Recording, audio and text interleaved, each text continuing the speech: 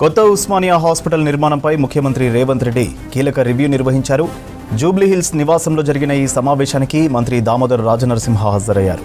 ఈ నెల 31న కొత్త భవనానికి శంకుస్థాపన చేయనున్నారు ముఖ్యమంత్రి.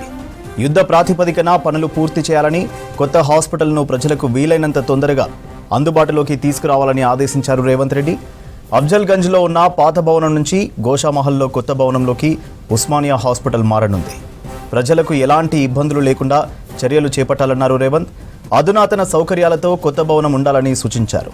భవిష్యత్ అవసరాలను దృష్టిలో పెట్టుకుని నిర్మాణం చేయాలని తెలిపారు. రోడ్డు, బిల్డింగ్ డిజైన్లలో మార్పులు సూచించారు రేవంత్. కొత్త ఉస్మానియా హాస్పిటల్ నిర్మాణంపై ముఖ్యమంత్రి రేవంత్ రెడ్డి కీలక రివ్యూ నిర్వహించారు. జూబ్లీహిల్స్ నివాసంలో జరిగిన ఈ సమావేశానికి మంత్రి దామోదర్ రాజనరసింహ హాజరయ్యారు. ఈ నెల 31న కొత్త భవనానికి శంకుస్థాపన చేయనున్నారు ముఖ్యమంత్రి.